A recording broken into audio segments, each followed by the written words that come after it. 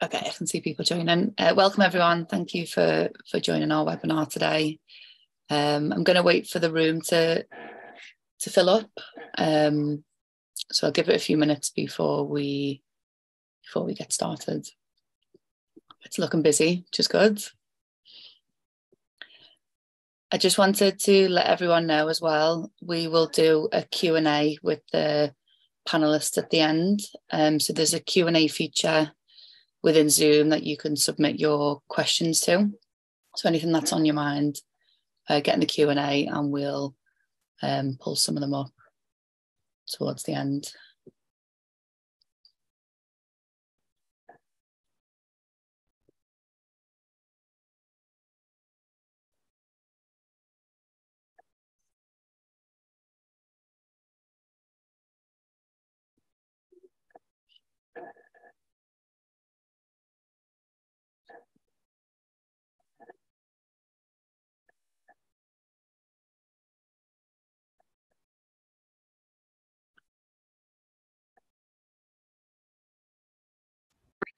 I think we've just got Rob about to join us as well, and then we should be good to start. There we go. Sorry about that. No problem. Failed at the first fence. I felt like that was quite a dramatic entrance. Yeah, was that a long 4 minutes? Sorry, Lisa. No problem. All good. We've got the room filling up now. We've got quite a lot of people in the background, so we will get started. So yeah, thank you to everyone who's tuned in today. Really excited to present this with the panel that we've got today. And we're going to talk about a few different topics, really reflecting on what's worked and what hasn't in 2022 for selling out events, and then some of the biggest learnings and takeaways that we want to focus on for 2023. So we'll be talking about everything from brand building, creating scarcity and how to engineer demand to sell out events faster. We'll also touch on the importance of effective paid strategy, and then we'll round that up with all of our biggest learnings to apply for 2022. So I'm just going to quickly go around the room of our panelists just to give a quick intro so everyone can understand a bit about their background and some of the events that they work on. So Robbie, I'll start with you. Can you just give us a bit of an intro into who you are, what events you work on? Yeah, sure. Hello, everyone. I am Rob DeBank. I'm a radio DJ, festival promoter, record label. Got lots of fingers in pies in the music world. Love everything to do with music. That is my life. And me and my wife started Bestival 20 years ago next year. That came to a little bit of a sticky end, so it's kind of on hold at the moment. But after 4 years of doing that, we started Camp Bestival, which will be 15 years old next year, in our original Dorset site, and it's now easily the UK's biggest family festival. So it's got all the magic and wonder of Bestival, but with a much more family slant to it. And then we started our second show in Shropshire this year, so we now have 2 shows covering the whole country. Brilliant. Thanks, Robbie. Julie, could you give us a quick intro to your role and the events that you work on? Sure. Hi, everyone. I'm Julie. I work for FKP Scorpio in the UK. I'm head of marketing. We're a big German company who I think we've got 20 European festivals and lots of promoters around Northern Europe.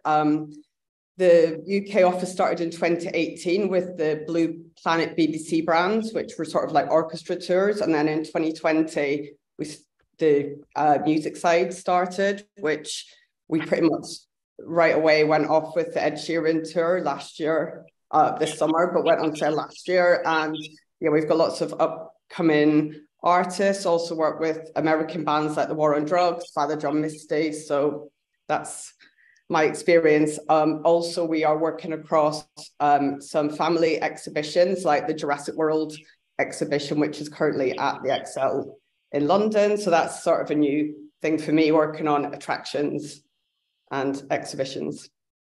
Brilliant. Can't wait to pick your brains all about that. Neil, could you give us a quick intro? Yeah, hi, I'm Neil. I'm from Little Lion Entertainment. So we currently have 2 Crystal Maze attractions, one down here in London, one up in Manchester.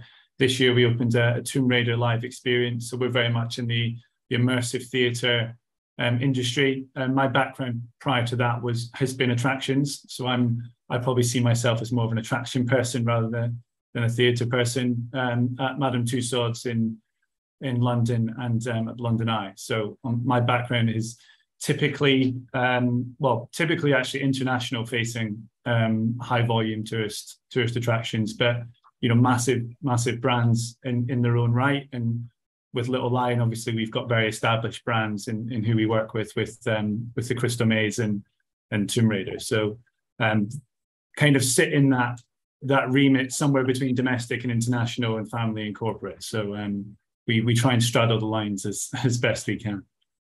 Great. I'm sure there's going to be a lot of transferable learnings across different types of events from that as well. And then Kristian, quick intro. Yeah, hi, I'm Kristian. I'm head of paid media at Mustard Media. I work across some of the biggest festivals and events across the globe, from small one-day festivals to big camping weekend festivals across various continents. Help them implement a really efficient paid media strategy and just help clients sell tickets at a really cost-efficient rate and get them the most out of their marketing budget. Next one. And I'm Sian Bennett. I'm Strategy Director at Mustard Media. Lucky enough to work alongside Kristian from the paid team. So my role is looking after strategy campaigns for similar events to what Kristian mentioned before. We've been able to work with Camp Bestival as well. So I know all of the kind of incredible creative thinking from Robbie and Josie that goes into the festival, which we'll delve a bit deeper into. But yeah, working with everything from international music festivals, F&B events, LGBTQ plus events. So yeah, I'm just really, really interested to see what some of the learnings from the panel are today. So Robbie, I thought it'd be good to start with yourself and Camp Bestival. And what I wanted to delve deeper into is the importance of brand building for 2023. And I think Camp Bestival in particular has such a strong brand identity. Given the nature of what I do in terms of working on strategy and doing a lot of consultancy, one of the biggest challenges that loads of events face, but I also think it's one of the biggest secrets to selling out events, is to create a cultural identity beyond just the music, the lineup, just tickets. And I've looked at a lot of festivals to try and understand how they own an identity and how they brand build throughout the year. Some of them own a theme or a narrative. You've got the likes of Lost Village who do this really, really well. Some people own it with quite a unique tone of voice. I think Truck Festival are a really good example of this. I've been loving all of their socials and marketing recently. Some own it with a personality. Kind of similar with something that we've done with Lost and Found and Annie Mac, but again with yourself being quite a visible face on Camp Bestival. But I think some people do it really well by completely owning the experience. And I know with your event being a family-led experience, I think it's something you've really owned in the brand and a lot of your marketing. But also, you've done such a good job of telling the story of the making of the event from yourself and Josie behind the scenes. You mentioned this year you've launched the new site in Shropshire, which went really well. And you to launch that, you did a really fun shoot with yourself and the family, kind of telling the story of packing up and going to a new site. I just wanted to understand, building a brand from scratch when you did launch the original Camp Bestival in Dorset. What did the early days look like when you were trying to position yourself in the family festival market, and how did you manage to position it so well as such an amazing family experience? Yeah, well, I think quite a lot of it was a happy accident and luck, as my life sort of tends to roll out. And I think the word marketing, I'm not even sure if I thought about that for the first 10 years of Camp Bestival. Yeah, we had a marketing budget, and yes, we had a marketing person, but we never really thought about it from that perspective and trying to create something. I think we came at it from the other way, which was a word of mouth thing where we started something, hoped that it was going to work, and then it kind of snowballed with word of mouth. And we never sat there and scratched our heads thinking, where are we going to be in 3 years' time? This is where we're going to be next year, then next year, then next year. And we still don't really, as you know from working with us, we're very scattergun. We tend to have lots and lots of ideas, you know, a lot of the team, brilliant ideas, but we never really sort of sit there and brand sort of plan for the next 5 years, 10 years. So, I mean, back then, you know, coming off the back of Bestival was obviously hugely successful, and it was right on the top of the wave when we started Camp Bestival. So we already had this kind of audience, and the idea was to take that audience that were getting older and starting to have kids and giving them, like I said at the beginning, the sort of fun and the escapism and magic of Bestival, but probably, you know, toned down a bit, less of the 24-hour party people nature, and a bit more sedate, and, you know, it finishes at 1 a.m. and everyone's in bed. So, and we just landed at a really great time when there just didn't seem to be any other, you know, a lot of other family festivals out there, and there are now, but there's still surprisingly few. I'm so glad that I don't run Bestival right now, because there's so much competition in that 18 to 30 kind of bracket.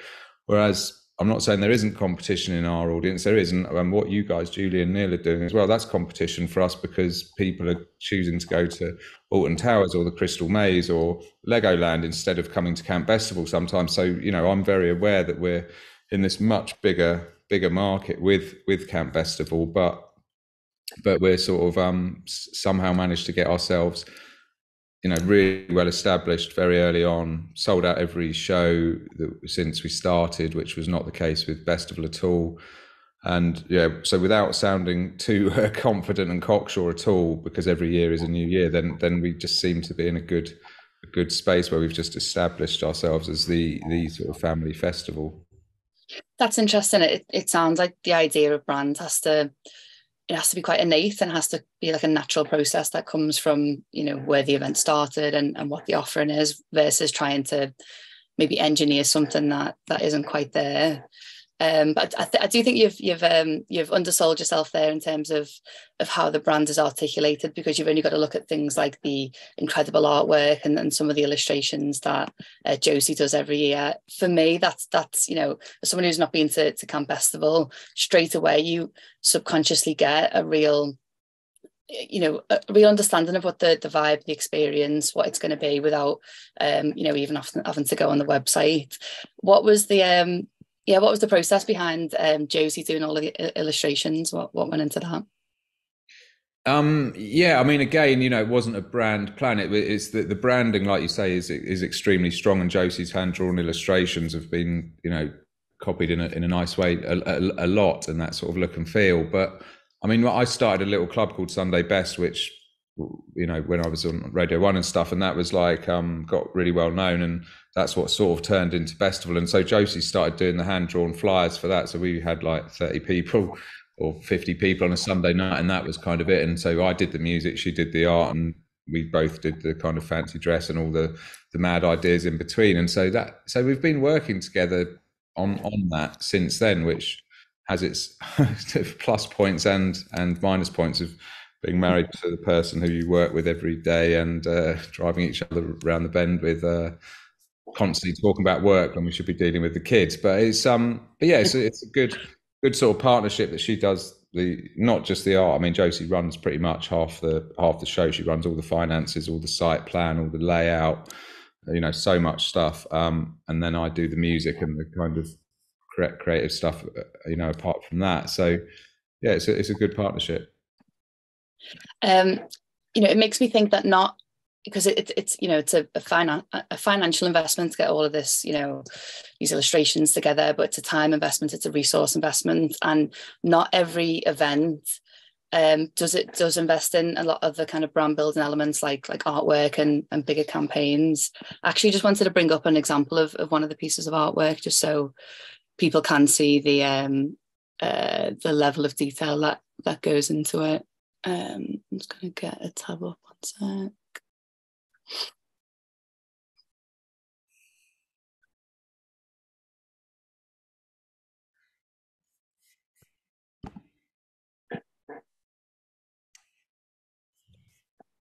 Can everyone see my screen? Yep. Okay, just trying to hide my face. There we go. Okay, can everyone see that now? Yeah. Yeah.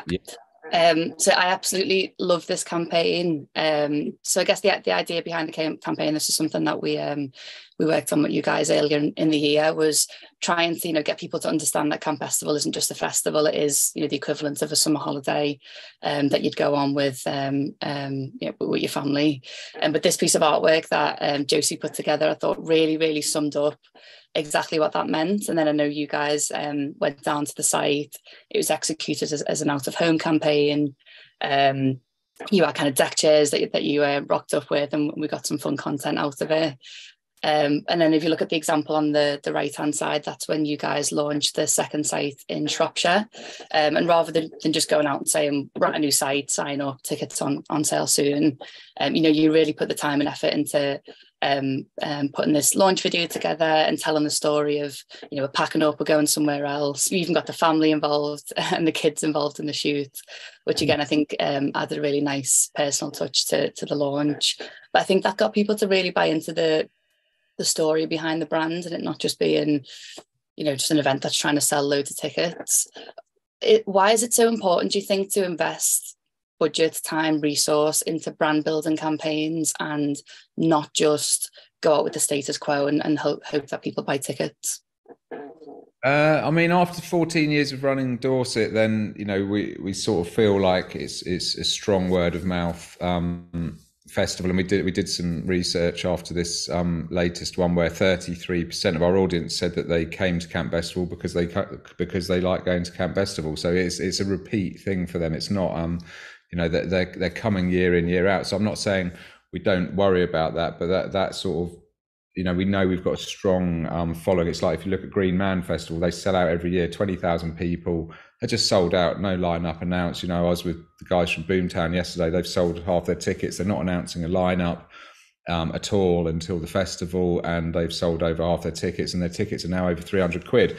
So these sort of brands like Camp Bestival and festivals like Camp Bestival have very strong audiences. Having said that, and why we spoke to you guys about doing this campaign that we worked on together, and we don't normally work with anyone else because we're quite selfish in our ideas, and so, but we loved what you guys had done on other festivals. So it's not like every year we go out and look for a brand, guys like you to work on a campaign with. This is a very one-off, first time in probably 15 years that we'd employed someone else to work with us. So it's quite a leap of faith, but we were really chuffed with the result. And yeah, we had to get across this message that yes, we're the best and maybe the best and the biggest UK family festival, but we're moving, and we're not moving Dorset, we're moving, but we're also, we're starting a new festival. So we're not, even there, I've confused everyone with that message. So we were starting a new festival in a different part of the country. We didn't want Dorset to feel like that was going to be better than that. We didn't want people from Dorset going to Shropshire. So there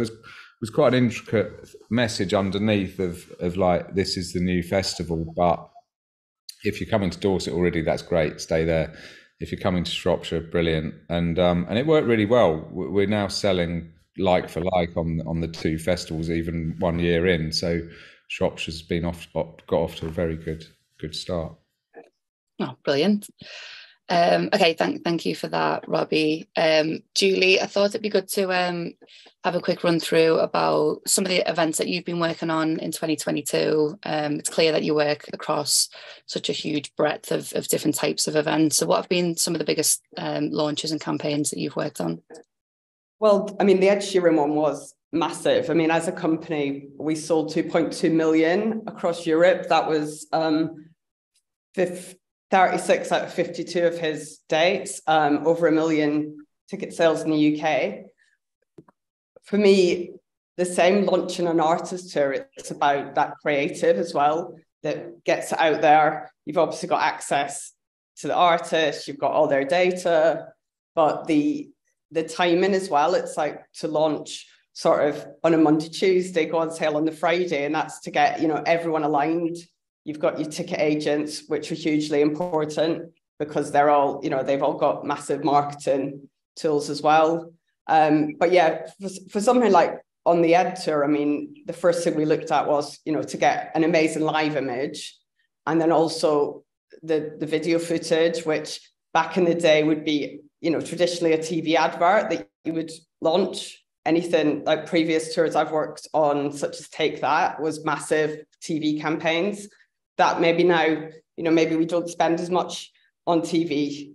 But now it's maybe more your sort of 10, 15 second, starting looking more at how it works on TikTok, how it's working, across your socials and how that's performing. So for Ed, that was what we went out with. And then that was kind of the creative that was used across Europe. And then later on down the campaign, we did shift it around a bit because there was, additional dates, extra still tickets in the marketplace. And then what you're trying to do is, a lot of people think concerts are sold out. They do generally sell out very quickly, but when you add extra tickets, it's people going, but that, Ed Sheeran gig sold out. And you're going, well, no, there's extra tickets, there's extra dates, and it's getting it back out there to people who think it's sold out. So your marketing changes to some extent. With the Ed stuff, it was a bit more almost like attraction marketing that I'm finding with Jurassic, where it's just continued. But obviously you've got your end of month paydays, which maybe now isn't as reflective as it used to be either. I think people buy tickets all month. It's not just in relation to that. Family ticket prices for attractions are obviously slightly less as well. So it's not like with the festival market where you're kind of, it's a big expense. Like you're sort of, are you going to go to a festival? Are you going to go on holiday or a weekend away? So I think that's as well, it's quite reflective. Do you have a process or a framework for launching an event, whether and does that change when it comes to an artist tour versus an attraction? Yeah, I mean it changes in terms of budget, in terms of access to an artist as well. For something like Ed, we had enough budget that we did a teaser campaign. So we did, which I know has been done, but we lit up Angel of the North and a few other key landmarks with the mathematics logo, and that was just a tease, and it got picked up by a couple of key press, which is about that moment. So probably not that many people actually saw the Angel of the North lit up because it's of where it is and it was at night, but it got the sort of coverage online afterwards. And everything now, especially like outdoor, it's about that moment that people take a picture and then that gets spread online as well. So for a lot of what we're doing with the Jurassic, as you say, how does that change? I mean, with Jurassic and artist-led stuff too, I mean, PR is still really up there for us and getting it out there and how you get the coverage. So for Jurassic, we did a launch event. We had loads of some celebrities and lots of influencers, lots of kids and mum influencers. We didn't pay them because you find people do actually want to do something with their family. So, offering free tickets for them to come down. And I think that's where that landscape's changed a bit with influencer marketing, is that it's not necessarily giving people money to come because people want to go to events. People wanted to go to Ed Sheeran. So actually giving a couple of key people tickets for that, they would talk about it, especially if they're fans. I know that's different in other in other industries where people expect payment for sort of doing that. But that gives you an amazing amount of content as well if you've got these people and you can share it. Yeah, that's interesting, because I do always assume that launching something like an artist tour, like that is your influencer basically. So how much would still be invested in influencer strategies? But yeah, interesting to see that does still work.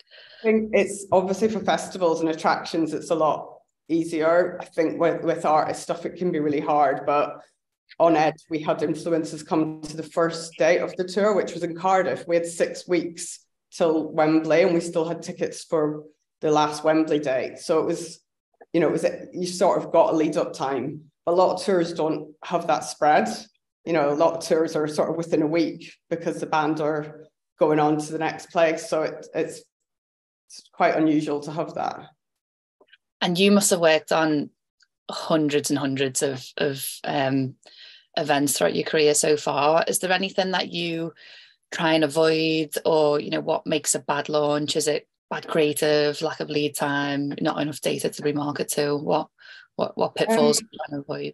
I don't think lead time matters. I mean, I've turned around tours before, which you sort of had a call on the night, maybe not the night before, but very, very short notice. And that's fine, because if you've got the artist, you've got them announcing it. I mean, it's harder for festivals when you don't have you've got a headliner who won't announce, or I mean that's difficult, but it's just about having everyone out there shouting about it at the same time. So that sort of 1 week or 5 day period, especially if you've got like a pre-sale element as well. I think ones that haven't worked or that have been bad launches have been just too spread out time-wise. That's interesting. It's almost like I've seen similar, where you can kind of drag out a sign up and a launch for so long that you end up spending more budget over a longer time, and the impact is almost like lots of little bumps, whereas I think there's a real power in trying to get one spike as high as you can in a short, high impact period of time, almost like a big thunderclap moment. But it's interesting because you could probably spend the same budget, if not less, in a shorter period of time and potentially get the same impact. Yeah, I mean, I think once it's out there, that's it. You never quite get that moment again. So it's hard. And with Ed, when we had extra Manchester tickets, we had to really localize it and look at what would work in Manchester, which was great. That's where I'm based, so I know the market really well. But we did. We got an artist called Stan Chow to do an Ed illustration, and then we sort of covered Manchester in it, and we did it on the big Victoria warehouse, and that again got loads of local press coverage, and it was just like a nice moment. And there was an uplift in tickets, not like how it is at the start, but it sort of was just a talking point. I think it's a good lesson in impact versus effort as well, because I think it's quite easy, when a show's not doing well, or you need to get a show sold out soon, you try and like lots of little tricks and little hacks to try and do it. Whereas sometimes if you just focus your time, energy, budget, effort, resource into one big thing that is going to get the talkability, that's well worth the investment, and it's like higher effort but higher impact. You mentioned, I thought it was an interesting concept about the idea of engineering demand. In an ideal world, we'd all put shows on sale, they'd sell out overnight and we could all go home. But I think there's a real power in not just putting everything on sale at once and then trying to kind of restrict and engineer that. I guess engineering supply, manipulating supply to engineer demand is I guess the takeaway. What is that? What kind of learnings have you had from that power of creating scarcity? I know I've been tricked into it so many times, and I've worked in this industry for many, many years. But I always remember Spice Girls going on sale, and I thought there was only one date, and I was sweating on my laptop, and I was like nearly throwing my phone at the wall because I thought I was going to get tickets. Got on, there probably weren't that many good seats left. We just got whatever it could, and then later that week more went on sale. But it works. It still works to this day. Is that something that you have to think about in your launch campaigns and also mid campaigns as well? I mean, a little. Obviously, if there's more dates coming, because the demands are, it's about what date. Sometimes it can be what days of the week do you put the more difficult day of the week on sale first to sell, or some artists it's their decision really what they want to do. But there is also the attraction side for Jurassic. I mean, that's your weekend and half terms will sell out. So then you've got your sort of Mondays and Wednesdays. I'm sure Neil will touch on that as well. And it's sort of, how do you do that? So we did it we went on sale with 6 weeks. Then we sort of launched the second stage as well. And then said, right, we are actually now closing in mid-January. So you've got that, now we've got the demand that people know it is actually closing. So ticket sales have increased when we announced that as well. So. And just to finally reflect then on the difference between big artist headliner tours and attractions. Has there been like a transferable learning from doing both? Like you've done something on Jurassic and then thought, oh, that could really work on an artist tour, or vice versa? I mean, I suppose for me getting into sort of a younger market. So for Ed, its fans they're pretty young. So we did Fun Kids Radio, which is a massive radio station, and we looked at TikTok more than I had in the past. So it's looking at what younger people are, how they're consuming media now, I guess, which has changed. I mean, I'm a mother as well, so I sort of know from dealing with that. I mean, we used a channel called Moonbug for Jurassic, which has a program called T-Rex Ranch. I mean, this is sort of appealing to your sort of age 3 to 8-year-olds. And although it's not them that are making the purchase decision, it's their parents, it's just sort of getting into that market, not in an aggressive or heavily way, but just to sort of appealing to them. And that's something I've been able to sort of do across both Ed and Jurassic. So it's like the pull and power of kids is just as important as convincing the parents as well. Okay, great. Thank you for that, Julie. Kristian, I thought it would be really interesting to get your thoughts on some of the big trends and changes that you've seen as a whole across paid media, but also the platforms in 2022. I mean, yeah, there's been a fair few changes, as there always is with these social media platforms. They're constantly trying to improve things, but as we've seen with a platform like Instagram this year, the algorithm has had a massive change away from serving family content, serving content from your family and friends, to much more video based, and especially Reels format, because that's the space they're trying to enter. So with that becomes how do we change our paid media strategy to incorporate what is going to sell tickets, but also what's going to appease the platforms the best as well. And that's something we'd be really pushing on the most, is get the most from our clients to get us the creative which is going to perform the best on these platforms. Okay, cool.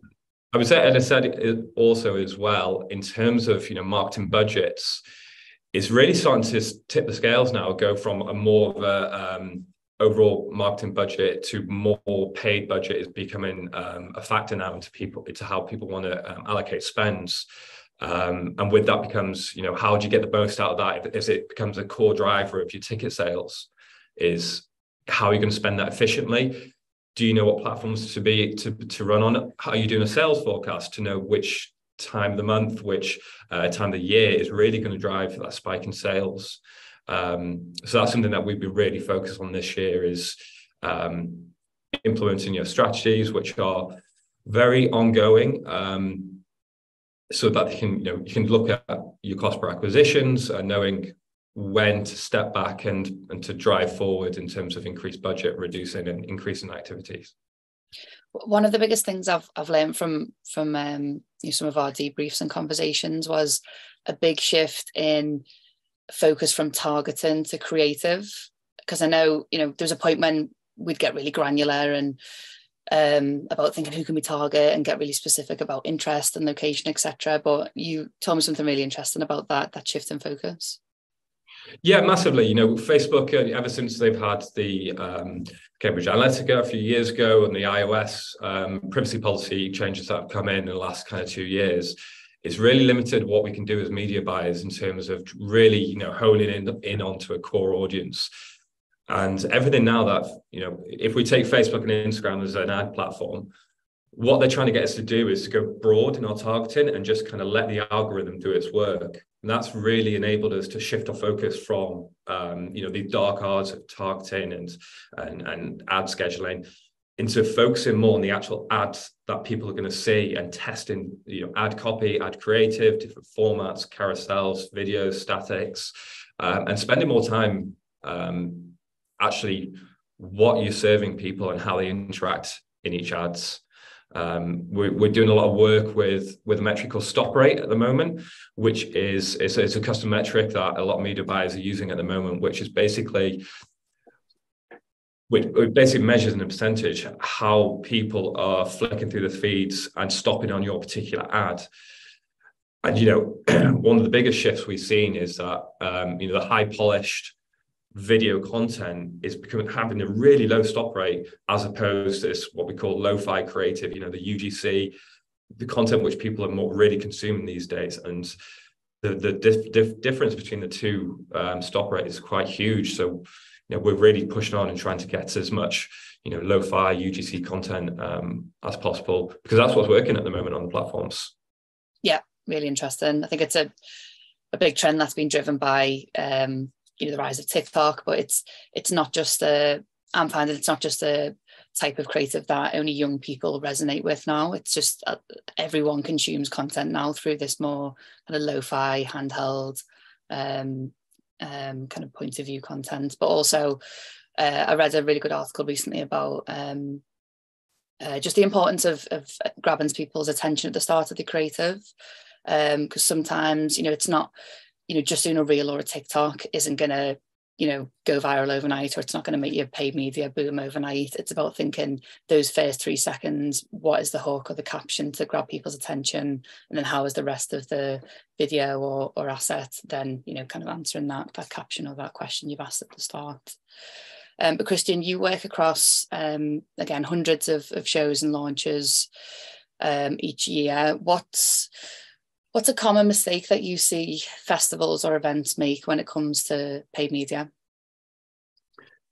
I would say getting too granular in terms of results on the platform, you know, worrying about CPCs and click-through rates, and not stepping back and taking a look at the bigger picture. You know, if you spend too much time looking at how your Facebook ads are performing versus, you know, your PPC or your YouTube or your Snapchat or your TikTok, it's all these things in sync going to have an effect on your ticket sales. So what we try to instill in a lot of our clients is transparency in ticket sales, and we overlay how much budget's been spent each day, so we can understand what the cost per acquisition is each day on ticket sales. Because more often than not, you know, what we're seeing in one platform might be good, it might be poor, but overall, you know, if people are watching, if people are engaging, these are still metrics that you might not pay them a lot of attention to, because if you just focus on return on ad spend in one platform, when you take a step back, you might actually say, actually, you know, these are really, really good figures. So I'd say, yeah, you know, not looking at the bigger picture in terms of ticket sales and being too focused on platform metrics. And a big question that a lot of event promoters and marketers think about is when and where to weight your budget. You know, traditionally paydays have been a big focus of where you'd place your kind of time and effort. Is that something that you still see as working in terms of ticket sales and paid, or has that changed? It really depends on what your ticket price point is, and if you're attracting, you know, single ticket buyers, or two, or say, you know, you're attracting a family at a weekend camping festival where the overall price is going to be much higher. For things where there's a much higher price, the consideration period is going to be a lot longer. So, you know, spiking budget on a payday period and hoping for a huge spike, it's just not going to happen these days, because you might spike your budget, you know, a few days before payday. That conversion might not happen until 2 or 3 weeks later, because people have to really weigh out their options. We still do increase budgets on the payday, but more for things with a lower, you know, barrier to entry, whether they're in the city, if they're something that people can go to of an evening, if they can just kind of pop along to with a low price point. We do still see some wins in that regard, but yeah, anything which is higher price, we really implement a kind of an evergreen strategy, where it's fairly consistent, low level daily spends, where you can, you know, drop in and out different creatives and just letting different assets breathe along the course of that campaign, because, you know, consistency is good on these type of things. I kind of always say, you know, you're not trying to scream at someone to come at your event. You just kind of consistently, nicely tapping them on the shoulder, reminding them, hey, you're going to have a good time at our festival as opposed to competitors. So that's something that we're really trying to push on with. Nice, I like it. And in terms of where to focus paid budget from a platform point of view, I understand you're probably going to say it's different event by event and an audience by audience, but, you know, I guess the the go-to platforms usually are Facebook, Google, Instagram. Have you been seeing any success from testing new platforms? I wouldn't say new platforms because they've been around for a while, but I guess more secondary platforms than what a lot of events tend to focus their budget on. But looking at platforms like TikTok, Snapchat, a Twitter ads making a resurgence. Now there's been a load of noise from Elon Musk this week about how Twitter ads might be changing. Have you seen any good results?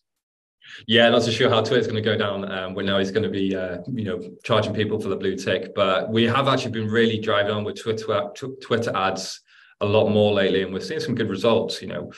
I think there's especially in this industry, there's a tendency to stick towards Facebook and Instagram, but if your competition on a particular platform, that's where you should be, because that's how you're going to break through and really capture your audience. It does differ per offering. We get asked about TikTok really frequently, but it's really getting the creative and the assets that are going to work well on that platform is a bit of a blocker. But more often than not, especially for the family-friendly stuff, YouTube is a really big driver. I've got 2 young kids myself. They're constantly watching YouTube, and if you're targeting them or targeting your assets towards them, those ads are going to pop up, and who's going to skip the ads? It's the parents. And if you're serving that ad to them at that time, then I think it's a really valuable impression to gain. Not all impressions are created equally. You've got to, on feed stuff versus stories versus TikTok versus YouTube where you're not allowed to skip a certain percentage. That's really, really valuable, and it's something that we're exploring much more of. Nice one. Neil, we'll come over to you next. You mentioned earlier that the events that you look after are predominantly in the attraction and an experience market. I think that brings quite a unique challenge. Traditionally with festivals and events, it's quite obvious, it's a bit of a younger Gen Z crowd who are into a certain type of music. I imagine with your venues and attractions, it's quite a broad audience, and does that bring with it a challenge of how to understand the demographics and how to target and craft your messaging for different audiences? Yeah, definitely. I mean, first of all, for us, our 2 brands kind of speak to slightly different audiences in general. So I guess when we look forward at a plan, understanding who ultimately our consumers are going to be gives us a good idea really of when we should, in theory, see peaks and troughs throughout the year, and when we can target our spend sort of a bit more efficiently than sort of just throwing it all sort of spread even. And then what's the big thing for us really is then looking back to see of those demographics who we would expect to come, families being a big one we've gone after this year. And then seeing afterwards that they did come back, looking back on, okay, what is it that made these particular groups come in such high numbers at this point in the year where we maybe didn't see that 6 months ago, and of maybe those demographics who we expected to come have come in lesser numbers. What is potentially the barrier to purchase, or what is it that's maybe swayed them to go elsewhere? So getting that slightly different message and that slightly different, I guess, strategy per key group is unbelievably key. So if I was to use family, for example, post-COVID, pent-up demand, people maybe had a little bit more money because they hadn't done anything for so long. And now that family market going into winter, very much more price sensitive than they probably will have been. But again, as somebody with a son, you absolutely still want to get out of the house. So it's how do you ensure that you can still be competitive in a quite a competitive space, really. And then in contrast to probably more corporates who didn't have any money, obviously, coming out of COVID, but now very much in a staff retention frame of mind coming up to the end of the year. We all know how difficult it is to sometimes retain staff. That sort of away day team bonding thing is very much a popular thing at front of mind, and potentially are less price sensitive. So you want to be targeting a different message to these different groups to ultimately benefit the bottom line at the end of the day. And with so many audiences to consider and a finite budget and finite resource, do you have a list of priority, or do you weight it in terms of percentages with different audiences? Well, we sometimes it's about being realistic about who you can target with your media spend. So, for example, in my previous 2 attractions, when they were quite internationally focused, we were never going to be able to advertise to internationals in their market. So that's where, you know, partner relationships are just so important, because they can almost get that awareness out for you.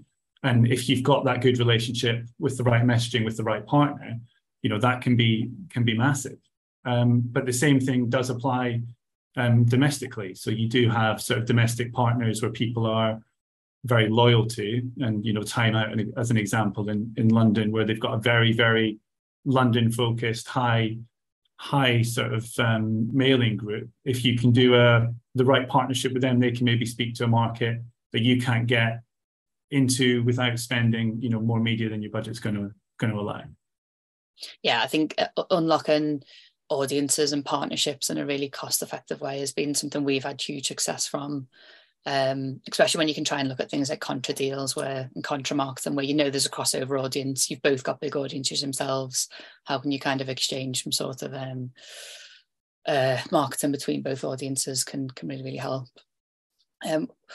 When I think about attractions versus, you know, traditional music festivals or events that are really led by a sense of programming, there's a big difference. And, you know, I've worked across different attractions and light trails and more family focused campaigns, and I've actually really enjoyed marketing them, because you have to step outside the kind of habits of, you know, just kind of selling it as a product and just talking about the lineup and the artist you've booked, and you've really got to sell it as the experience, and that is like the one thing you need to own in all of the marketing. Is that a kind of conscious process that you guys do with Tomb Raider and Crystal Maze? Like, how do you sell that experience as a whole? Yeah, and similar to some of the points made before, the advocacy point is 100% number one, because so much of demand and so much of return visits or new visitation is based on the fact that someone has had an amazing time and then gone and spoken to their friends about how an amazing time they had. And, you know, you can spend as much media as you want, but if your overall experience isn't good or isn't up to the standard at which your consumers expect, it's not gonna matter. So getting things right on the ground is absolutely key, because, you know, people's word of mouth power is just so strong. And to your point earlier on about the I guess the challenges of sort of an always on campaign or an always on attraction, you know, in theory, if you're in a high volume or you're in a market where you expect to see your peaks in around sort of summer holidays or school holidays or key points of the year, those shoulder periods are a real challenge. And that's where you might do the weird and the wonderful to get the new news, the awareness, the PR hits that maybe give that little nudge to some people to maybe spend a weekend, or if they've got some days off, or people maybe who do shift work. Those are the people that you're trying to remind that you're there to come along on maybe what would be typically a quieter day. And that's where you do experience the weird and wacky. I think at one point in a previous role, we did dog yoga because we thought, well, this is going to be something completely random. Let's see what cut through we get with this, because you have the opportunity to do it. And it just takes a couple of news articles or a couple of social media posts and people go, oh yeah, I can do that thing. It's always open, isn't it? And then you start to fill up those periods a little bit more. I think the idea of advocacy is, I think it's the most powerful tool in selling out an event. If anyone was going to ask me, what's the secret, what's the hack?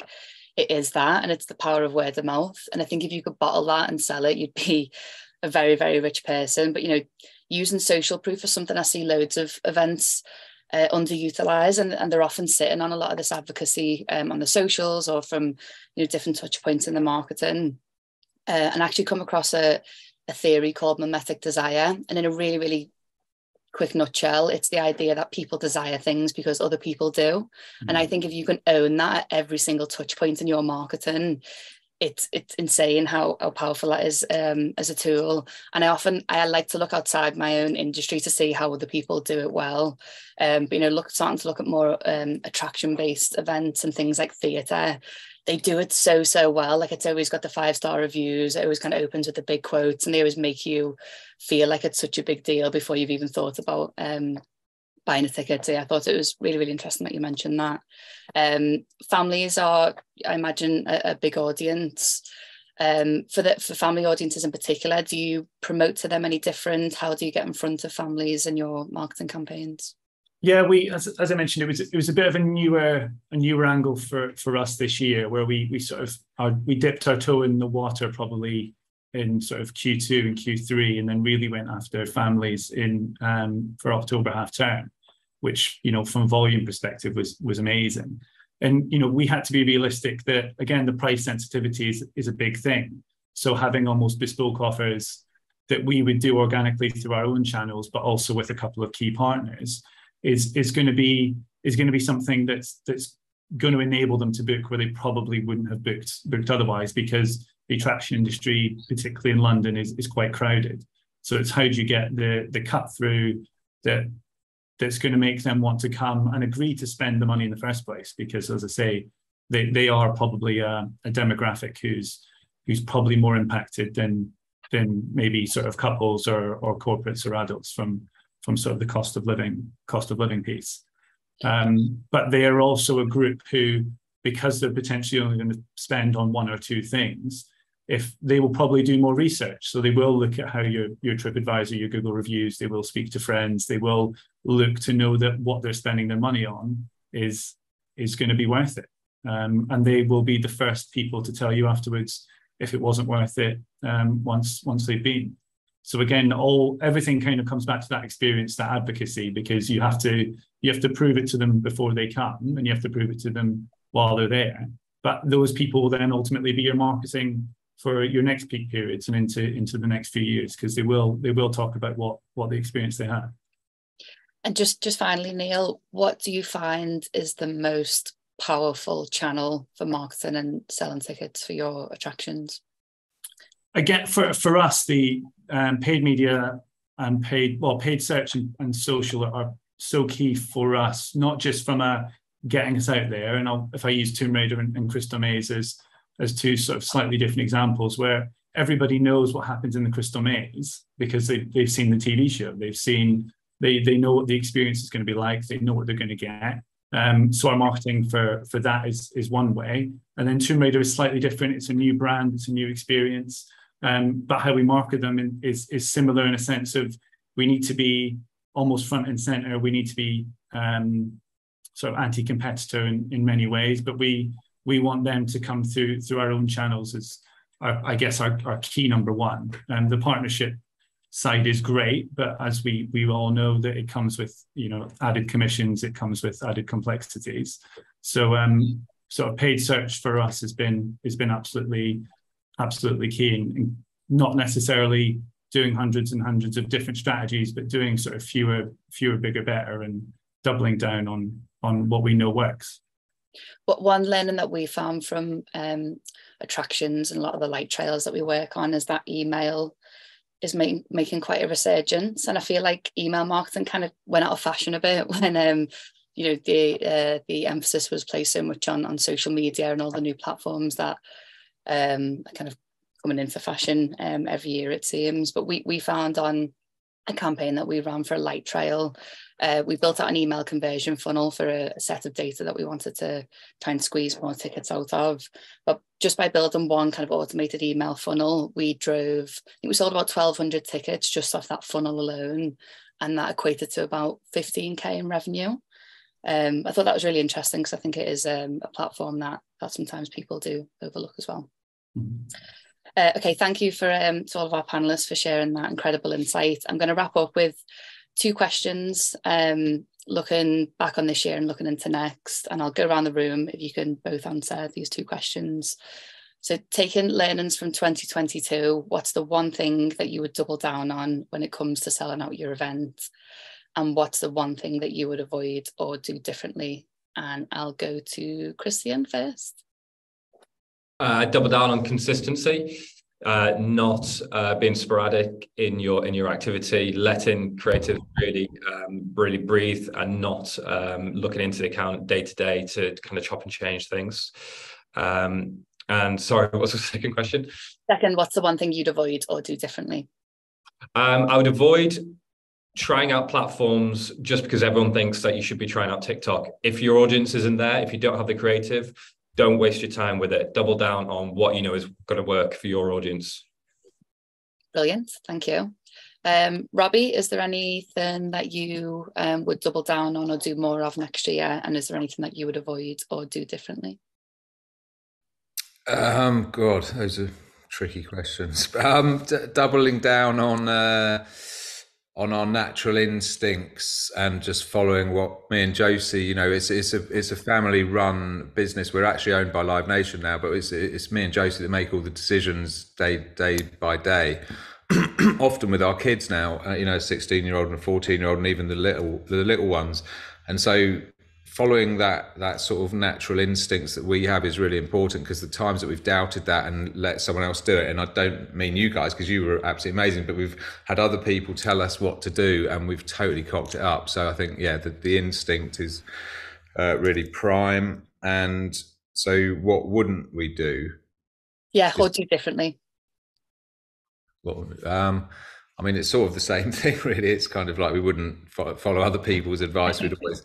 I think we've been through such a tumultuous 5 years in our business life that we're just trying to keep everything on an even keel, not do anything too adventurous, like launching a second festival. But yeah, so probably just keep the status quo as it is at the moment. Okay, nice, thank you. Julie, is there anything that you would double down on for 2023, and is there anything that you would avoid or do differently? You know, probably just not spend money for the sake of it, just sort of throw in like budget at the end of the month, actually being, you know, looking at that and being a bit more careful.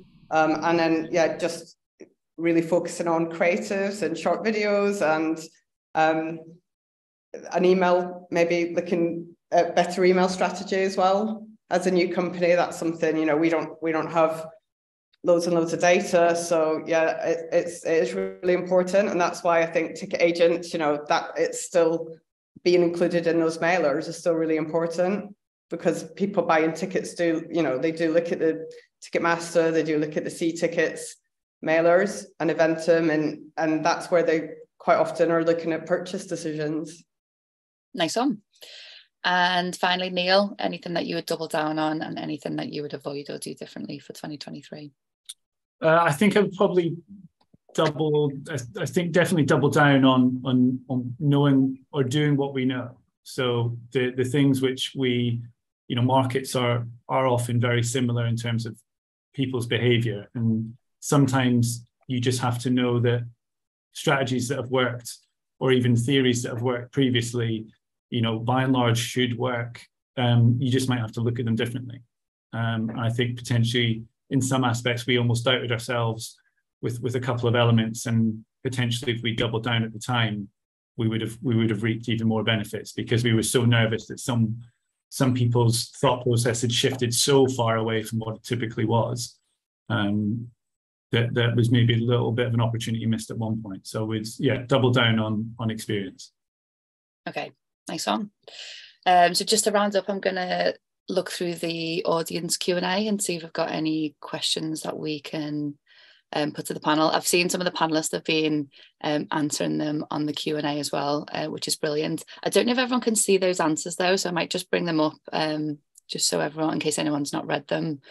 So Charlie asked, Charlie Tapman here from Total Warrior and XO, in order to appeal to low or middle earners, 25 to 45 demographic, what are the pros and cons of the major social platforms, please? Our 2023 entry figures are strong, but it seems like there is a less obvious option for digital marketing spend now. Kristian, do you want to just run us through your answer that you had for Charlie? Yeah, you know, this is, you know, people are really price conscious these days, and they're much more willing to do some research, but you know, compete in events and just to understand which is going to fit for their budget the best.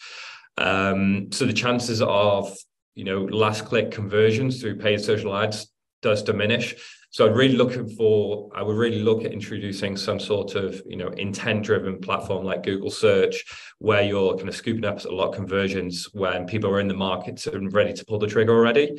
But, you know, you still shouldn't disregard your paid social platforms, so driving that awareness, because you can still get some really good results in terms of impressions and costs there. It's just then how do you scoop up those conversions when people are ready to part with their cash. Nice one.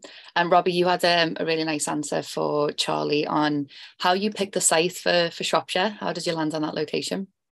Yeah, sorry, I can't see my answer anymore. But I mean, obviously, we wanted to be hoovering up as many people as we could cynically. So being close to Birmingham and all those big roads up there, and the Midlands, and then accessing the north, accessing Wales, you know, it's been amazing the demographic that we can appeal to up there.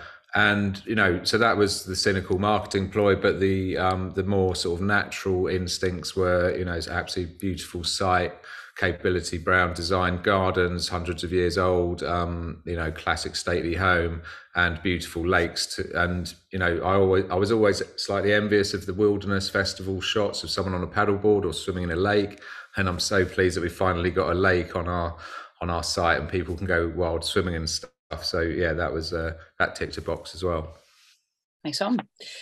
We've got a few questions about scarcity and FOMO. Michael Mooch asked, you know, how do you push scarcity and FOMO with events like Crystal Maze? And then also Nathan Whitaker asked, how can you effectively use scarcity and harder sales tactics without alienating the audience and risking brand reputation when the overriding trend for lower price ticket events at the minute seems to be buying tickets at the very last minute? Before I go to the panel on this, I think it's a really good question. It's kind of like the knee-jerk reaction to you know, do some sort of scarcity warnings when tickets aren't selling well. And it's something I've thought about in quite a lot of detail. I think there's two categories of ways you can create scarcity and harder sales tactics, one being around inventory and the other being around time. So when you're going to push warnings about inventory, so this tier is about to run out, so you've only got X amount of time left, I do really think you have to have a sense of demand there. I don't think you can go out with that if it's not there, because it becomes disingenuous. Then suddenly you keep moving up in ticket tier prices, but the sales aren't there, and then you leave yourself in a really hard position where tickets are then really expensive and they're even harder to sell than what they were before. But something I'd then explore as an alternative to that would be the idea of time warnings and time scarcity, because let's say you've got a ticket on at a certain ticket price, whether it's £20 or £120, you can still really reiterate that ticket price is only going to be available for a certain time. And we found putting timings and deadlines on that type of messaging in email marketing, but also in paid campaigns is really effective, because you're not, you know, faffing about with nearly sold out and almost gone or whatever. You're telling people this time, this date, it's going up. If you want to save yourself 20 quid, then you've only got until this time. And another point on that, I think, is don't assume customers are going to do the maths and work out how much they're going to save by buying this ticket price. Something that we push for in things like pre-sales and sign-up campaigns is tell people how much they're going to save. You know, just saying early bird tickets and you're going to get them a bit cheaper. There's no instant gratification in that. Whereas if you tell people, work out roughly what the savings going to be between your, you know, pre-sale and your final sale price, often you're giving away a discount of about sometimes up to £50 anyway. You know, tell people that, and tell people they've only got a limited time to get that price at that time. I don't know if there's anything else that you had to add on to that, Neil or Julie, when it comes to scarcity and FOMO. Probably from an always on product, scarcity comes with it, you know, such high risk, because quite often your consumers are, if I use either family or corporate, they're just looking for something to do sometimes. So if you don't have anything, they will go to another competitor, and that always on competitor, I guess, challenge is something where you almost want to ensure that you get them in the door. You can use some light tactics like, you know, only so many tickets left, but that's probably as far as you would want to go, because you do have almost an ongoing show, an ongoing attraction that you want to ensure that you almost capture everyone sort of there and then. So yeah, it's something we would use to an extent, but probably not to the extremes of maybe in the festival or concerts. Okay, I think it's time to wrap up now. I'm just conscious of timings as we started a little late. But thank you to everyone who submitted your questions. The session will be recorded, so we'll be putting that out probably in the next week or so. But if anyone's got any more questions or anything they wanted to pick up afterwards, just drop us a message, or speak to me or Kristian on LinkedIn, or we can put our emails in some of the follow-up comms if you want to have a chat further. But yeah, thank you. I've really enjoyed it. I've learned a lot from all the panel. So thank you all guys for taking the time out to join us and sharing all of your wisdom and insight. Thank you. Great. Thanks a lot. All right, thank you. We'll close the session now.